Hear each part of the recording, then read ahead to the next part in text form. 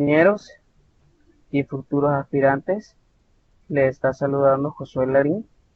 Soy tutor en este momento encargado de la rama de lenguaje y literatura. Vamos a iniciar lo que es una ponencia para eh, darle seguimiento a la explicación de diversos temas, ¿verdad? En este momento vamos a tratar el primer tema del foro 1 para todos ustedes que siempre ingresan a los foros y darle mayor seguimiento. Este sería el momento en el cual ustedes pueden lograr despejar todas sus dudas. Pues el tema que vamos a tratar en este momento sería eh, la literatura del clasicismo greco-latino, ¿verdad? Le vamos a dar seguimiento a la estructura correspondiente a la historia, solamente permítanme.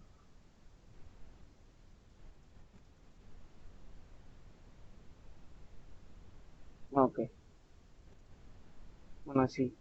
Como les estamos mencionando, primero vamos a dar seguimiento a qué es la literatura grecolatina. Pues para hacerlo bien sencillo, vamos a decir que la literatura grecolatina nació en la antigua Grecia, ¿verdad? En la época exactamente de todos los filósofos. Es decir, que la literatura en sí, como se conoce, no estaba, sino más bien era únicamente por medio de cánticos. Así es como inicia principalmente lo que es la literatura antigua. Antes de literatura, realmente lo único que existían eran cuentos mitológicos. Estos cuentos sí tenían principalmente como, sí tenían como base que estos cuentos mitológicos tenían como base historias culturales. Entonces vamos a dejarlo como que la literatura grecolatina es esa literatura nacida en la antigua Grecia, ¿verdad? Y se entiende como clásica. ¿Perdón?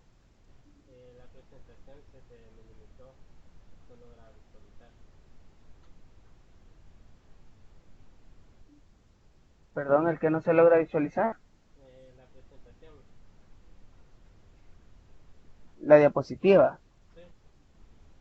Ok, permítame, vamos a verificar.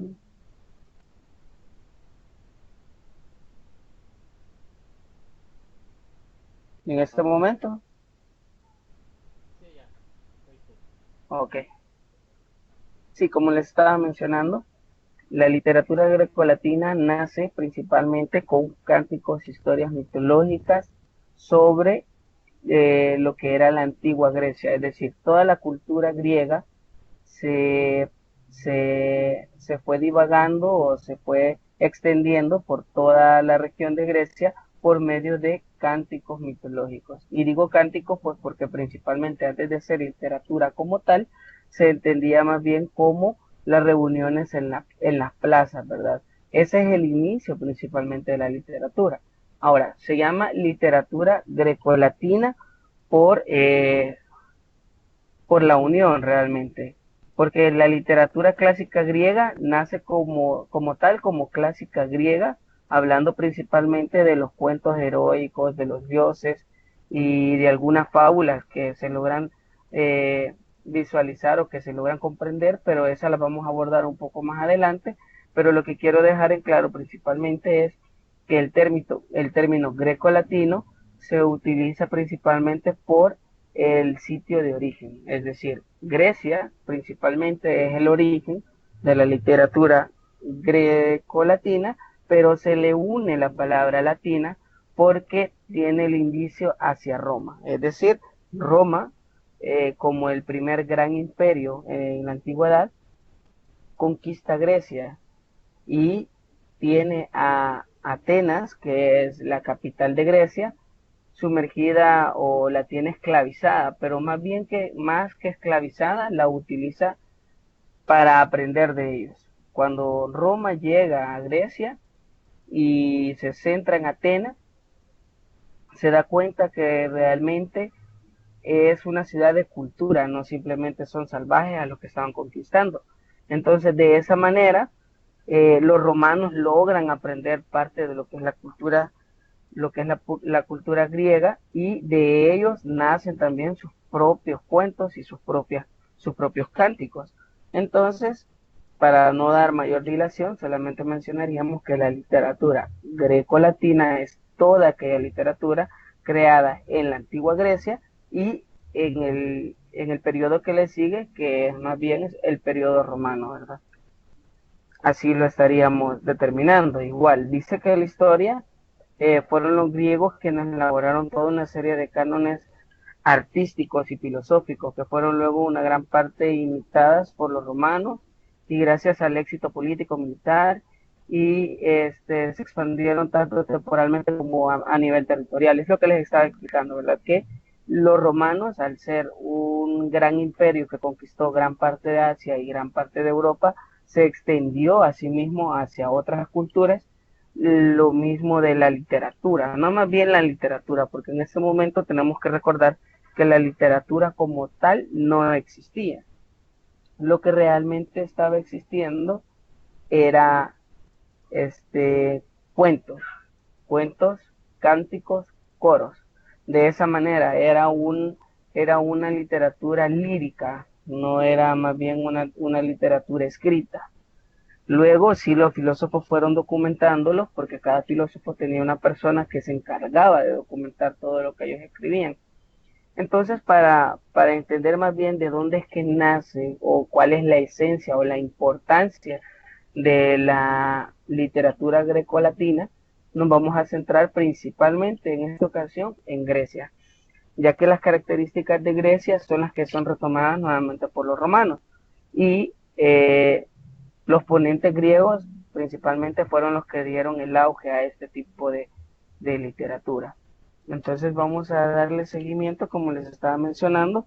Vamos a empezar por medio de los filósofos. La historia de los filósofos. Eh, Dice Sara que no escucha. Necesito que me confirme. Sara, ¿logra escucharme?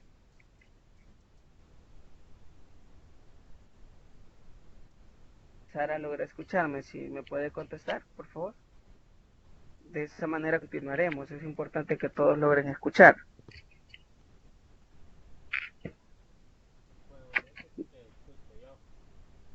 Sí se escucha. Ok, bueno, vamos a continuar. En el caso de Sara, sí, en el caso de Sara le recomendaría entonces que tal vez trate de subir el volumen o verifique si es el audio. Si alguno también tiene algún problema con el audio, me puede comunicar, con todo gusto vamos a verificar si es un problema técnico. Bueno, sí, como les continuaba diciendo, en el caso de la historia, los filósofos tienen una parte importante sobre la riqueza cultural de Grecia. Es decir, los filósofos nacen como el pensamiento o la razón de la existencia. Ese es el tema principal de los filósofos de la antigua Grecia. Es decir, sobre qué se trataba la vida. Los filósofos, cada uno de los primeros filósofos que nacieron en la historia, trataban de verificar, los filósofos trataban de escuchar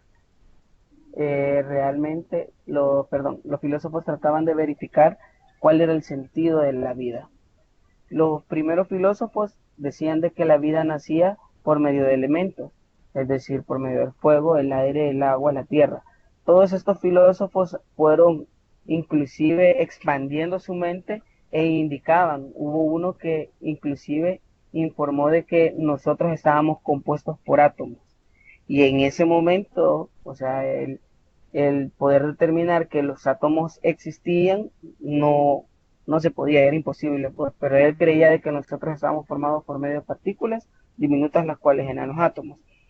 Es decir, la riqueza cultural de Grecia o la sabiduría fue gracias a los filósofos. Los filósofos como tal tenían esa dedicación a pensar sobre la existencia del todo. Y ellos fueron los primeros en crear una historia de deidades basadas no solamente en todo lo que los rodeaba, sino más bien lograron crear una jerarquía, inclusive expandiéndose al espacio, pues, porque para los filósofos la existencia de la Tierra nació con Cronos, que era un titán, el titán del tiempo, y Gea, que era la Tierra misma.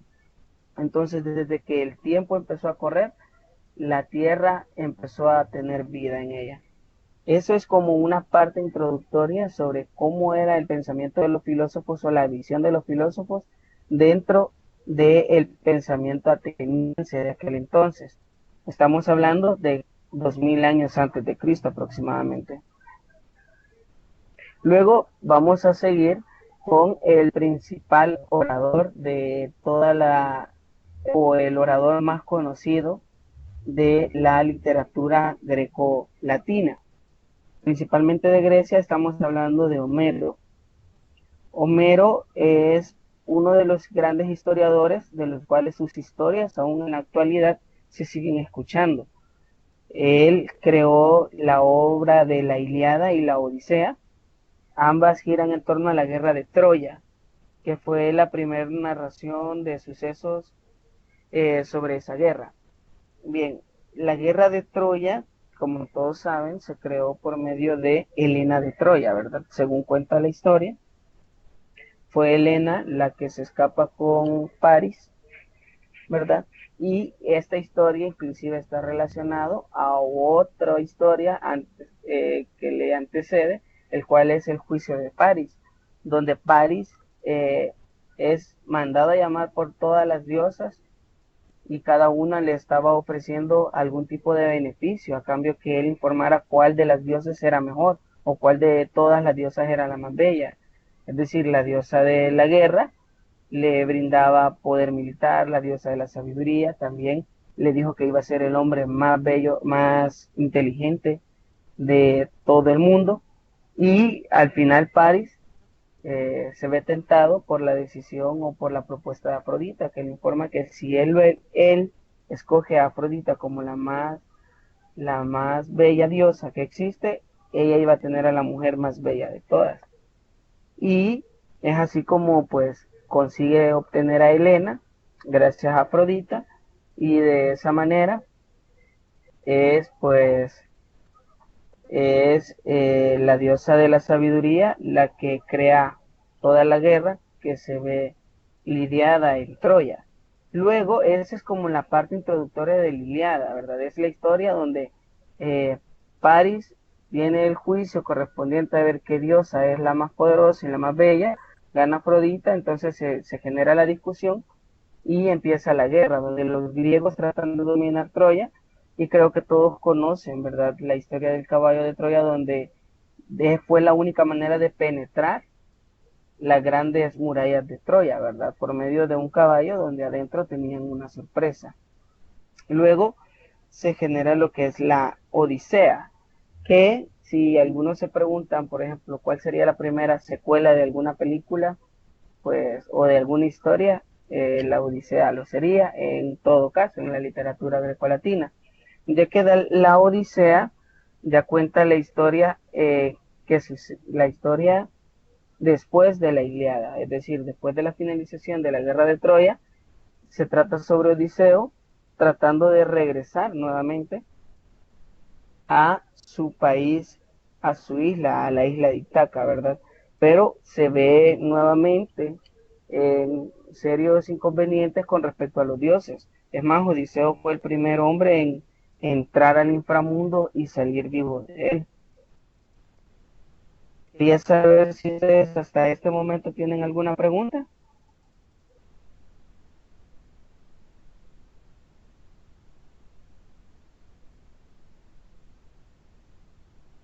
¿Alguno tiene alguna pregunta hasta lo que he mencionado en este momento?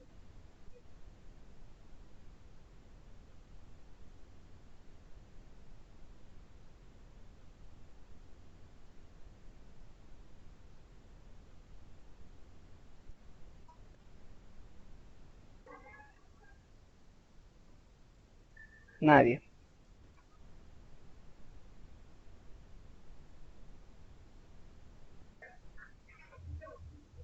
Sí, verificamos aquí una pregunta. Dice la compañera Eh, Dadayala, no sé si sería chica o chico, dice, ¿puedo preguntar algo y no afecta si yo ya hice el examen de eso? No, no afecta. Realmente, pues, este es el momento en el que ustedes pueden participar y pueden preguntar cualquier duda que tengan. Con todo gusto yo les voy a ayudar en lo que ustedes tengan alguna pregunta.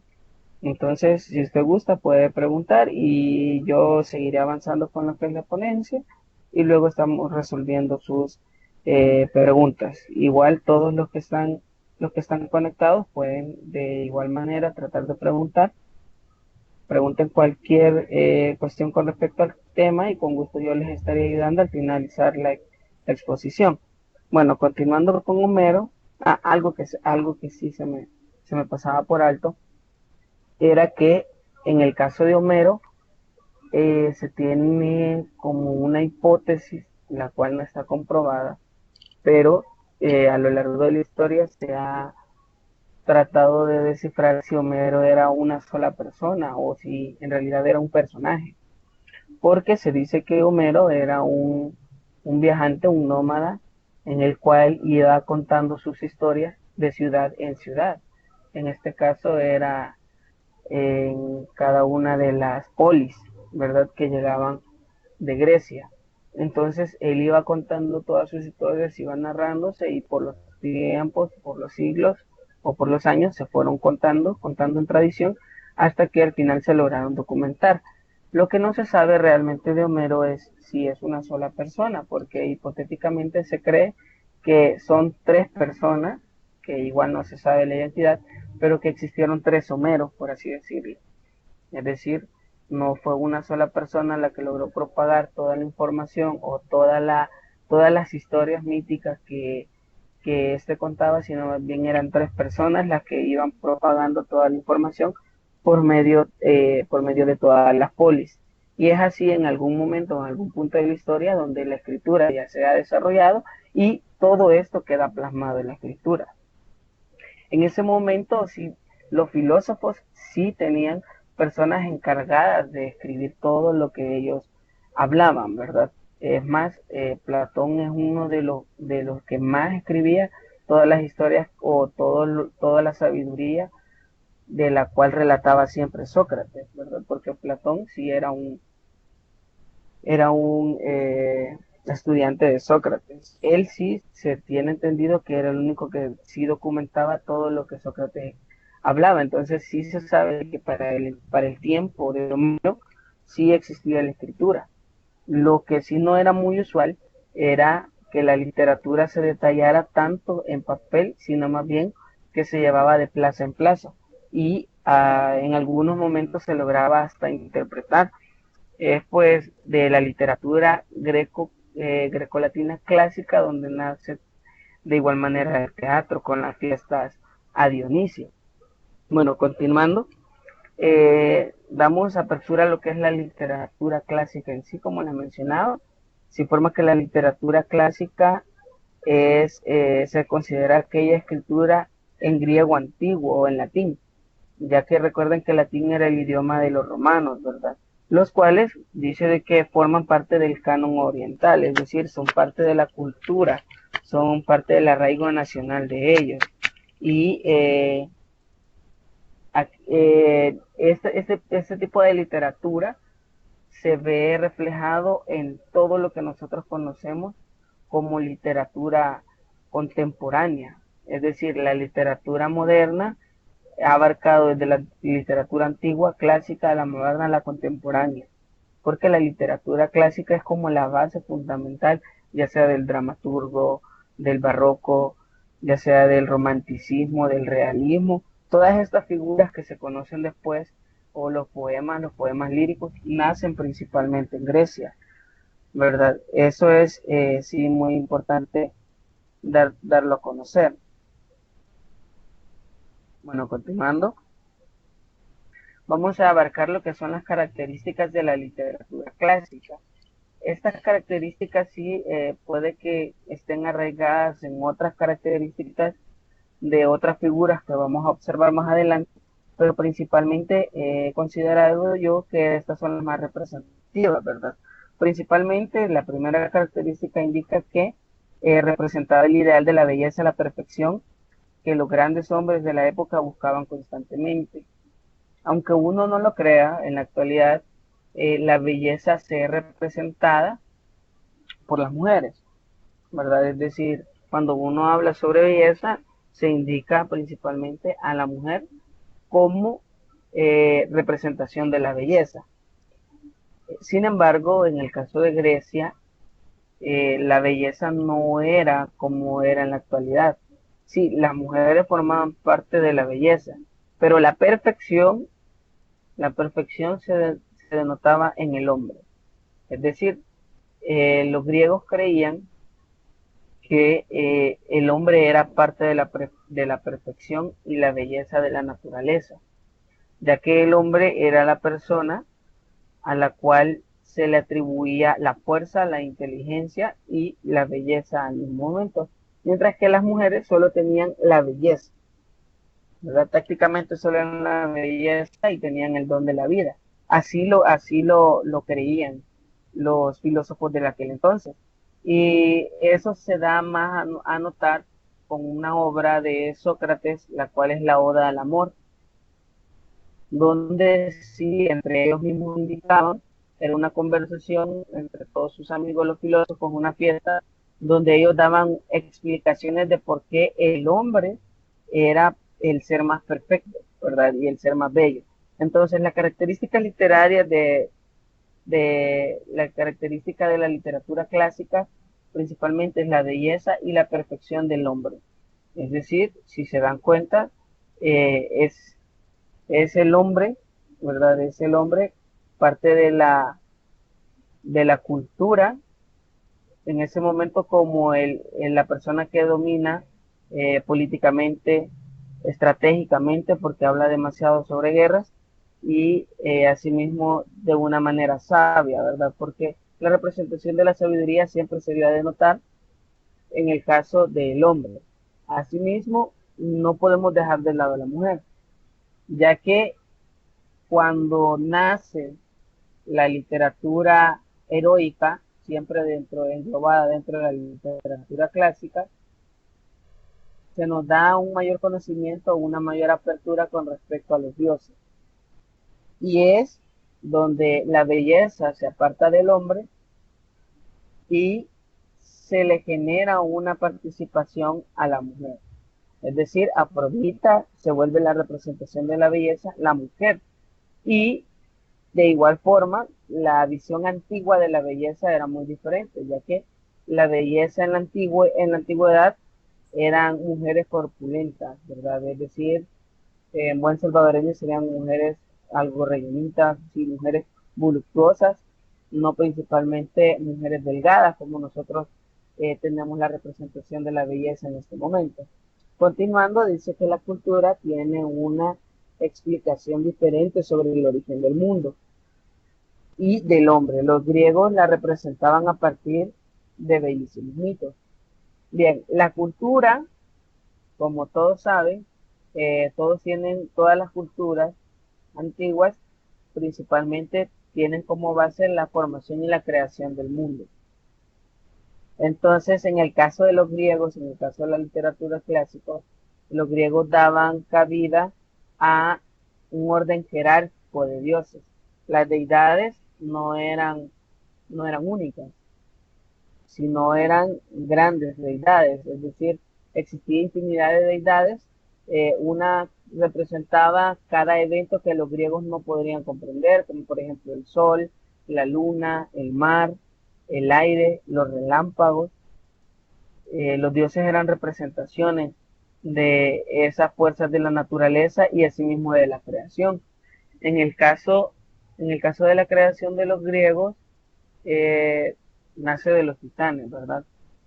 Los titanes eran seres que fueron criados en el abismo y entre ellos mismos fueron creando nuevas formas de vida.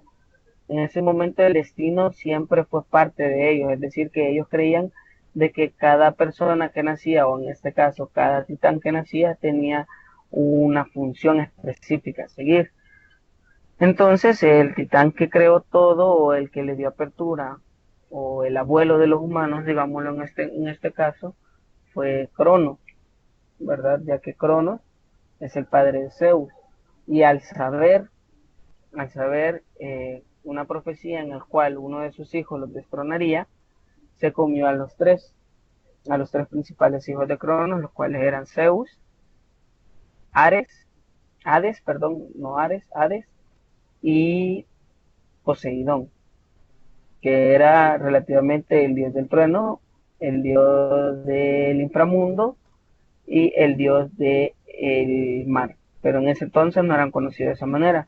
En el estómago de Zeus, en el estómago de Cronos, Zeus se alía con sus hermanos y desde adentro logran matar a su padre. Es Zeus el mayor el que logra destronar a lo que es Cronos, el titán del tiempo, y de esa manera él empieza a crear a los humanos. Los humanos, principalmente para los griegos, pensaban de que fueron creados por los dioses por una única razón, el cual era la adoración. Es decir, los dioses en el Olimpo eran tan perfectos que necesitaban personas inferiores para que lo adoraran. Y de esa manera los dioses hacían un pacto con los humanos, creándoles o dándoles nuevas formas de subsistencia, ¿verdad? Luego sigue, no todas las formas de subsistencia fueron dadas por los dioses. Luego explicaremos también sobre una historia con respecto a cómo es que los seres humanos consiguieron el fuego, ¿verdad? Y no fue por medio de un dios principalmente. Luego dice que los personajes de los mitos griegos eran los dioses y los héroes. Los dioses eran inmortales y sumamente poderosos, pero también tenían muchos parecidos con los humanos e inclusive compartían con los hombres sus virtudes y defectos, celos, envidia, rencor, entre otros. Bueno, como ustedes saben, la concepción de Dios que nosotros tenemos en este momento es una concepción adoptada por el cristianismo, ¿verdad? La cual indica de que Dios es perfecto, y todo gira en base a eso, ¿verdad? Los tiempos de Dios y Dios es perfecto. Pero en el caso de los griegos, ellos sabían de que sus dioses eran imperfectos, ya que estos mismos tenían, no digamos la virtud, sino que los dioses tenían los mismos defectos que ellos. Y con esto quisiera explicarles de que los dioses inclusive bajaban a la tierra a interferir en las decisiones de los humanos. Se sabe de la misma manera que Zeus bajaba en forma de águila y de la misma manera se convertía en un humano para poseer a alguna mujer. Y así fue como también se fueron dando lo que son eh, los semidioses, ¿verdad? Que eran personas, mitad humanos y mitad dioses. Y no solo Zeus hacía eso, sino que diversos dioses lograban tener hijos con seres humanos.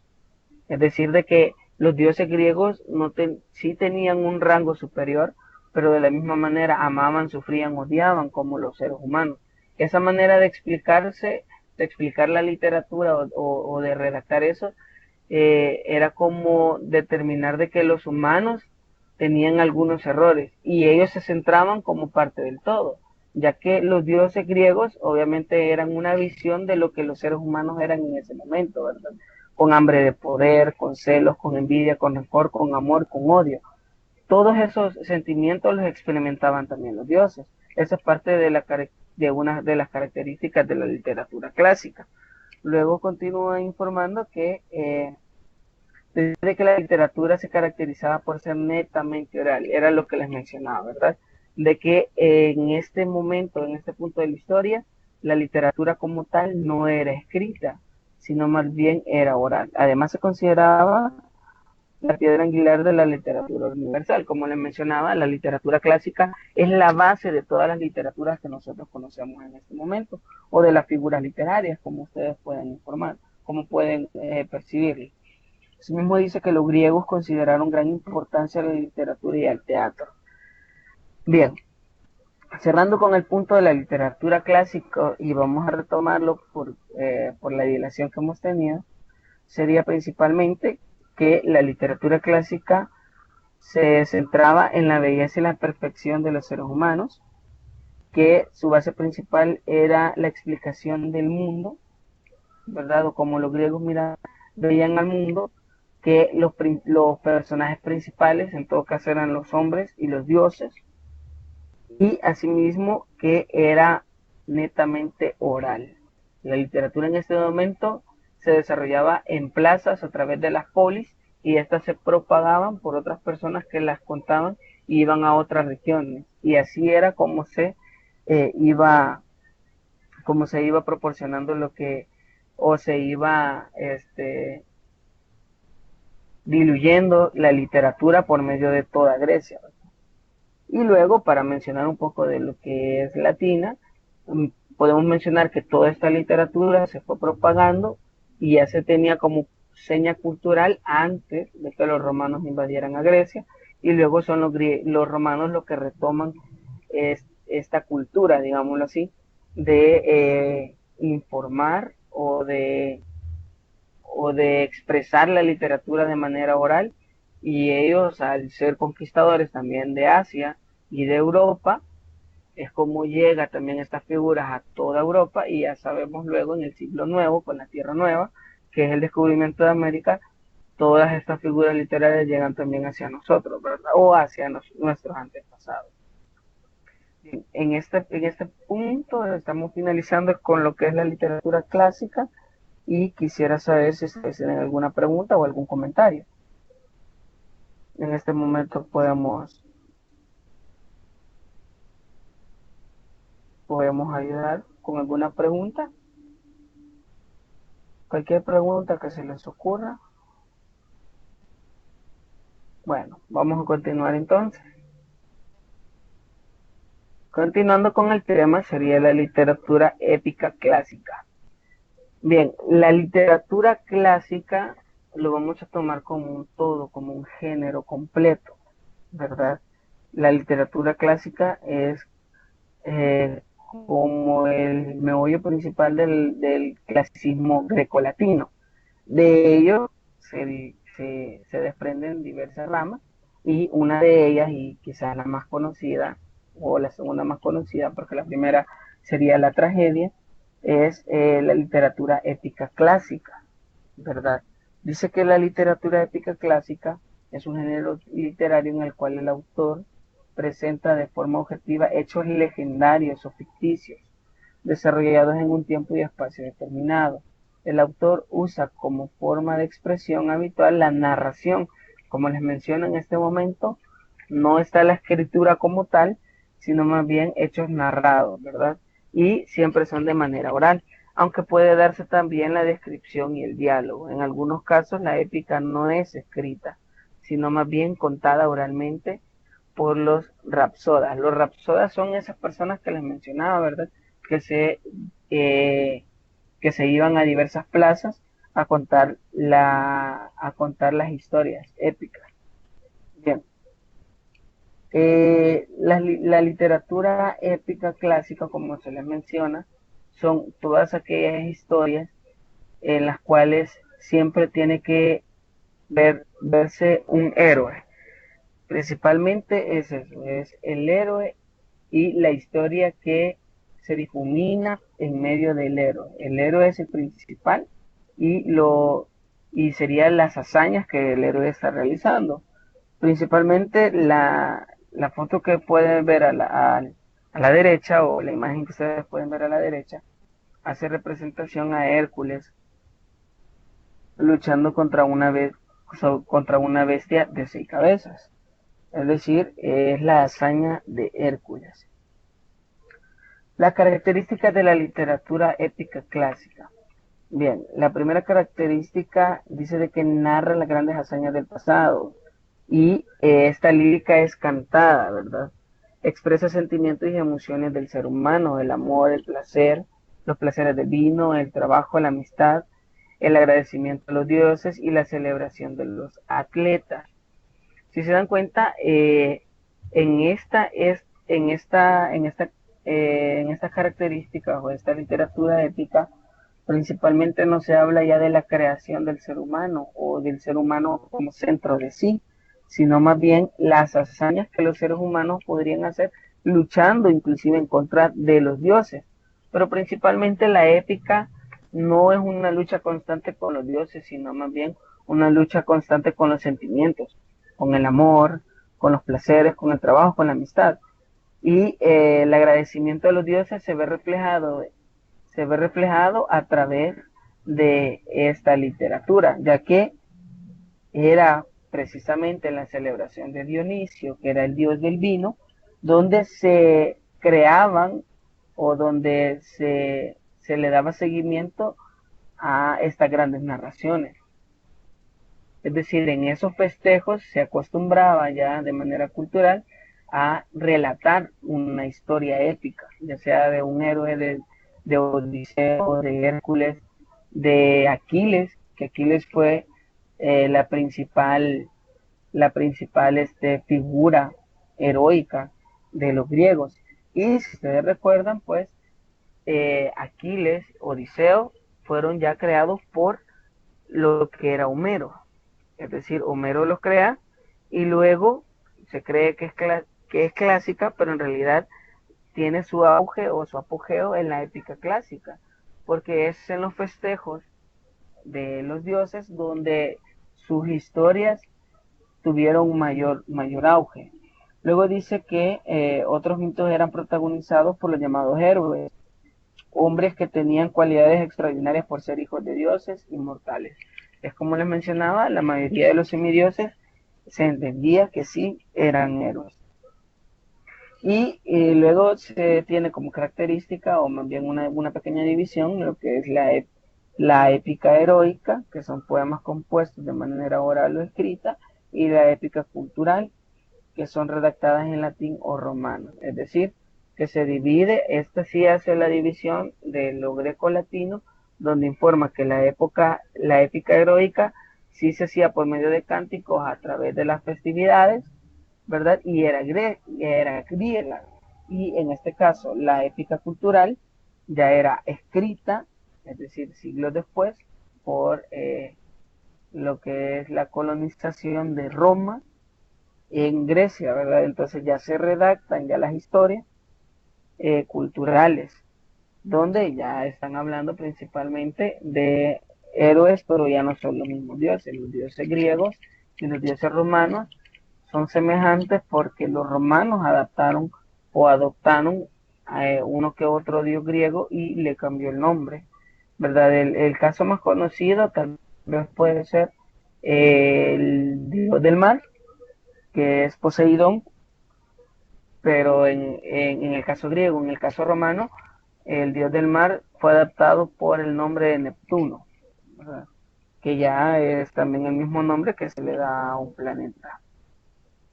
Ahora bien, la tercer parte fundamental, y creo que con esto ya estaríamos por finalizar, es la literatura más conocida del grecolatino, la cual es la tragedia griega.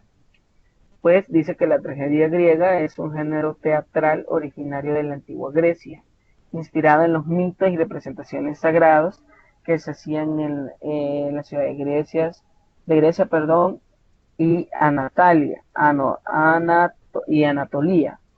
Alcanza su apogeo en Atenas en el siglo V a.C. y su influencia llega sin grandes modificaciones hasta el romanticismo. Bien, la tragedia griega es el padre o es la figura literaria que antecede a lo que nosotros conocemos como drama, ¿verdad? Tragedia, inclusive decía un sinónimo de drama, porque en realidad las tragedias son eso, o sea, su final, su principal característica es que su final tenga un desenlace oscuro, un desenlace trágico, principalmente es eso, es un desenlace trágico. Ahora, dicen que las características eran obras dramáticas de un carácter especial. Los protagonistas pertenecían al mundo mítico y habitualmente se veían enfrentados con rupturas del orden del mundo. La visión de los griegos en este momento era tan, pero tan avanzada que ya no solo involucraban a los dioses y al ser humano, sino más bien involucraban elementos que intervenían en la relación Dios y humano. Tales son los elementos como, por ejemplo, el tiempo, otro elemento que se basa bastante o que se utiliza bastante en la tragedia es el destino. El destino siempre va a ser una parte fundamental de la tragedia. Ahora, dice que esta ruptura recibía el nombre de ibris y se representaba en el comienzo del conflicto trágico, puesto que a partir de ese momento el personaje se veía sometido al cumplimiento de un destino inexorable, ¿verdad? Es lo que le mencionaba. Otra característica dice que los argumentos de la tragedia eran conocidos por todo el público porque eran basados en la mitología. Si se dan cuenta, estas ramificaciones del clasicismo grecolatino fue fluyendo. Primero tenemos la clásica, para hacer un recuento y que no nos perdamos o nos confundamos entre una figura y otra. La clásica habla sobre el centro del hombre como lo bello y la perfección y la creación del hombre a través de los dioses, ¿verdad? La heroica habla principalmente sobre los hechos de los seres humanos en su convivencia con los dioses, ¿verdad? Principalmente podemos decir que en la clásica nos referimos más a los dioses como a las hazañas de los dioses, porque los dioses crearon el fuego, los dioses crearon el ser humano, crearon la tierra, y en el caso de la heroica, estamos hablando de que el ser humano puede también hacer grandes hazañas, seres humanos cualquiera, y en la mayoría de sus casos eran semidioses, o sea, mitad dioses, mitad humanos. Los dioses veíamos de que no eran perfectos porque también tenían lujuria, sentimientos de odio, ansiedad, todos los sentimientos que experimentaban los humanos, los experimentaban los dioses. Porque la lógica de los griegos era que si los humanos somos creación de los dioses, pues nosotros le tenemos todo lo que los dioses tienen. Es decir, que si los humanos somos imperfectos, los dioses también lo son. De esa manera es como percibían el mundo. Y en el caso de la tragedia, hablamos ya de los humanos en su relación con el destino y en algunos casos una relación inevitable con los dioses, de la misma manera. Abordando las últimas dos características, dice que los argumentos de la tragedia eran conocidas por el público, porque se basaban en la mitología, como ya lo hemos mencionado, y utilizaban un lenguaje sonoro, semejante al que usaban las oraciones y ceremonias religiosas. Bien, en el caso de la tragedia es como una base fundamental a lo que son los poemas líricos, los cuales no los vamos a abordar en este momento, pero sí toman parte de que los poemas no eran declamados en su momento, sino más bien que eran coreados, ¿verdad? Y como mirábamos en las heroicas, que todos eran de manera verbal y que con el tiempo se fueron documentando, pues en el caso de las características de la tragedia griega, no es que era como un ritual, sino más bien era una preparación ya teatral. Es decir, en la tragedia se utilizaban máscaras para determinar un sentimiento o otro sentimiento. Y era un narrador el que por medio de cántico y por medio de diálogos, era el narrador intervenía con respecto a la historia y las personas que eran representaciones de lo de la tragedia también cantaban sus diálogos, ¿verdad? Porque ustedes saben que la tragedia principalmente se basaba en diálogos. Ahora, como para parte de finalización, tenemos lo que son géneros y autores y obras. Este cuadro se los puedo estar compartiendo por medio también de los enlaces por medio de enlaces se lo puedo estar compartiendo o se los puedo estar pegando también en el foro correspondiente a este tema. Creería yo que esta diapositiva se las estaría compartiendo también por medio de ese foro para que ustedes puedan tener acceso. Bien, estamos con el género épico, ¿verdad? Retoma principalmente el género épico porque el clásico engloba todos estos géneros, que es lo que le mencionaba, que el clásico es el todo y el épico son el género o ramificaciones de ellos. Bien, dice que el género épico, ahí tenemos como autor a Homero, 900 años antes de Cristo, y Hesiodio, que son 800 años antes de Cristo. La obra es la Ilíada, la Odisea, y en el caso de Hesiodio son los trabajos, los días y la teogonía.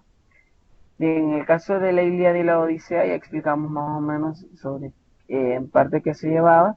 Luego vamos con el género lírico, que es como le mencionaba, donde se transforma prácticamente lo que son las narraciones verbales a los cánticos que luego llegan a impactar en la tragedia griega. Ahí tenemos a Tinteo, Minerno, Solón, Arquiloco, Safo y Píndaro. Las obras dice que son cantos de guerreros, elegías, poemas, elegías, himnos del amor y las, y las olímpicas. Bien, como les mencionaba en este caso, eh, la cultura griega en estos años entre la transición del género épico al género lírico se fue desarrollando en Atenas eh, un pensamiento filosófico, es decir, que las artes se desarrollaron en su máxima expresión. Es en Grecia donde no nace solo la literatura, sino también la música, también nace la escultura, el dibujo, la arquitectura principalmente nace no solamente ahí, pero sí tiene un gran apogeo, porque los filósofos se dedicaban principalmente a una ramificación de la cultura. Y creo que esto hubiera sido quizás un poquito principal explicarlo en el principio, pero quizás no es muy tarde para darle seguimiento, ya que los griegos estaban divididos de manera aristocrática, es decir, que cada griego representaba una función en sí y solo podrían pertenecer a tres tipos de bandos, digámoslo así, o tres tipos de estratificación social. Primero teníamos en el orden más bajo, que en realidad no son parte de la aristocracia, pero en el orden más básico estaban los esclavos, que era la manera en la cual los griegos podrían subsistir, ya que el trabajo no se generaba, porque los esclavos lo hacían todo. Entonces los esclavos principalmente eran base fundamental de Grecia, porque de esa manera los griegos, digámoslo así, podrían desarrollar cualquier otro tipo de pensamiento, desarrollarse en el arte, en la cultura, en el teatro, en cualquier otra ramificación de la cultura, lo hacían gracias a que los esclavos hacían todo el trabajo duro. Ahora, la primera ramificación están los artesanos, los cuales son los comerciantes, ¿verdad? Los artesanos que luego se revelan en la historia y al final conocemos como los capitalistas, ¿verdad? Porque los artesanos principalmente son los comerciantes, aquellas personas que se dedican principalmente a eso, ¿verdad? A la creación de, a la fabricación de utensilios, estas personas eran los artesanos. Luego están los militares y al final o la cúspide están los filósofos, los pensantes. Entonces las, los dos principales eran los militares y los pensantes o los filósofos. Y estos inclusive estaban divididos en las dos grandes polis de Grecia, ¿verdad? La cual era Atenas y Esparta.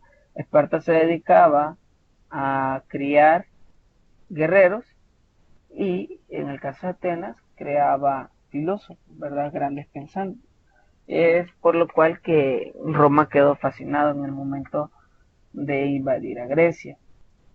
Entonces, como les mencionaba, en este caso, eh, los griegos podrían haberse desarrollado culturalmente de esa manera, tomando parte de toda su realidad, que sean los comerciantes, principalmente se basaban sus historias en los guerreros en Esparta, y así es como nace todo el clasicismo o toda la cultura griega.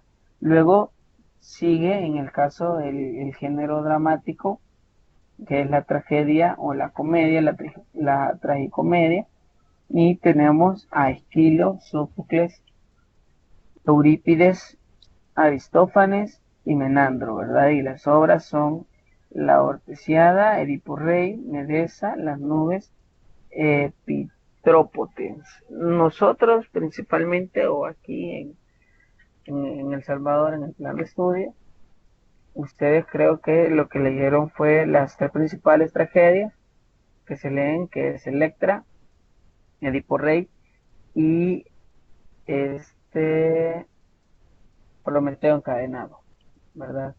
Las cuales si ustedes logran percibir o si lograron leer esas figuras literarias, todas se basan principalmente en el destino al cual no se le puede escapar.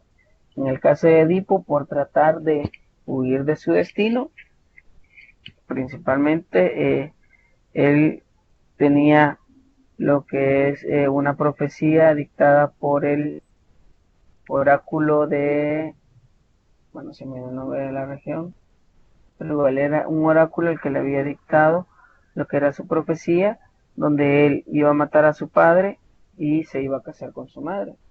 Y principalmente así fue, ¿verdad?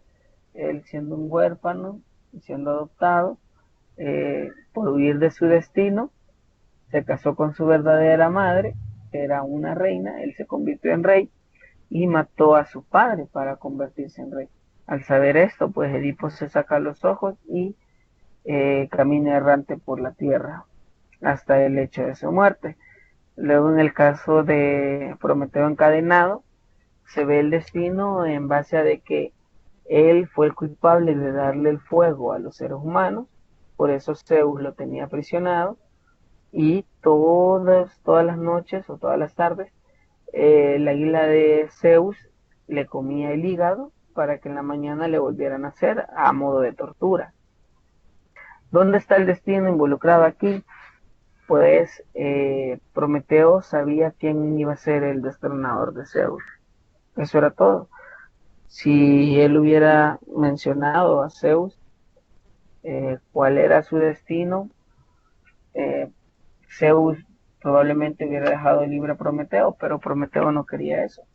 Entonces, en la finalización de la obra de Prometeo, es él con su fuerza jala sus cadenas y se es aplastado por una roca.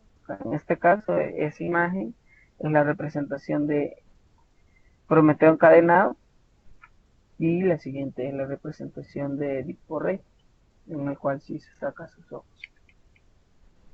Bueno, en este momento eso sería todo de parte de el tema que hemos abordado el día de hoy. Y solo quería saber si ustedes tienen alguna pregunta o consulta o alguna recomendación que me puedan hacer llegar. Vamos a darle 5 minutos para que ustedes puedan despejar todas sus dudas.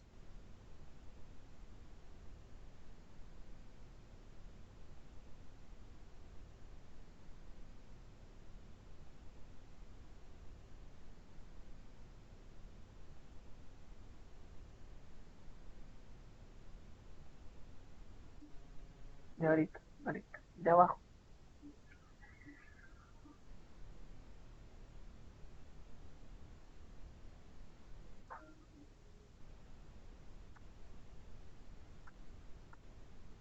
Bien. Jonathan tiene una pregunta. Jonathan Martínez dice, ¿cuál es la diferencia entre la tragedia y la comedia o la tragicomedia? Bien, en el caso, los griegos no crearon la comedia en sí, ¿verdad? Los griegos, la finalización de la participación de los griegos fue el género dramático, pero sí los romanos la retomaron y fue por medio de la tragicomedia. La tragicomedia más conocida es El infierno de Dante. la cual sí ella es una historia romana, ya no pertenece mucho a lo que es el género griego, pero se basa principalmente, o la característica principal es a verle un lado cómico a la tragedia. Es decir, en la historia del infierno de Dante es el personaje principal el que está enamorado aún de su difunta y en búsqueda de ella se va al infierno para llegar al cielo. Es decir, es algo trágico, principalmente porque él tiene que sufrir todas las partes del purgatorio, todas, todas, todas. Describe 8 niveles del purgatorio y el último nivel inclusive mencionaba, ¿verdad?, de que se encontraba el infierno como en la parte más helada, no recuerdo el nombre, pero el infierno en su parte mayor era la parte más helada donde quemaba de tan helado que estaba. Ahí estaba el diablo masticando a Judas Iscariote. Si ustedes se dan cuenta, en ese caso ya no se basa en dioses griegos, sino más bien en el verdadero Dios romano, ¿verdad? Que en todo caso sería Jesucristo. Pero eh, se le desenvuelve como una comedia al final porque el personaje principal se da cuenta que para llegar al cielo debe de ser purgado, es decir, debe de pasar todas las fases del infierno solo para preguntar si su amada se encuentra en el cielo. Y eh, principalmente eso, ¿verdad? Sin tanta dilación, la diferencia principal sería que la tragedia se tiene un género más dramático y el final, el desenlace, es algo dramático. En el caso de la comedia, pues resulta ser algo más cómico que dramático, porque la Divina Comedia principalmente no es un final dramático o trágico el que surge, sino más bien él sí logra despertarse al final, porque era un sueño, y eso es lo cómico, ¿no? El personaje principal, en el infierno de Dante, estaba soñando. Y sí, principalmente su esposa aún continuaba muerta, y preguntando en el cielo si ella estaba ahí, se dio cuenta que no sabría la verdad porque se despertó. No sé si eso abona un poco a tu pregunta, Jonathan Martínez.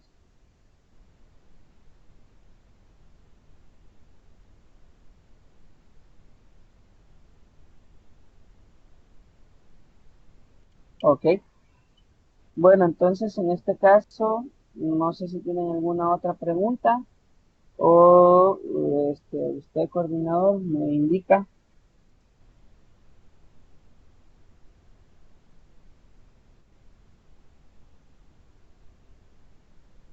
Pues si nadie tiene más preguntas, sí, hasta aquí terminaría la videoconferencia.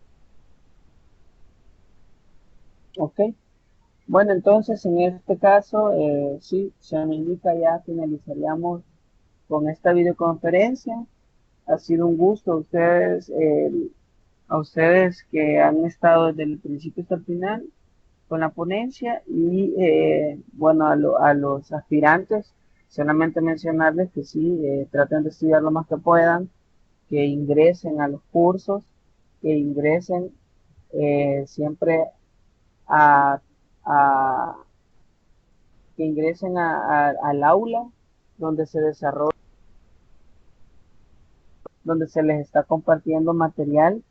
Siempre es importante de que ustedes estén verificando y entrando a cada tema que se les está habilitando, a cada foro que participan, porque de esa manera es como ustedes van a lograr finalizar con su examen, ¿verdad? Recuerden que mientras más estudien, más seguros estén, más fácil se les va a hacer el examen. Entonces, muchas gracias por la atención brindada y creo que hasta aquí finalizaríamos con, con la presentación.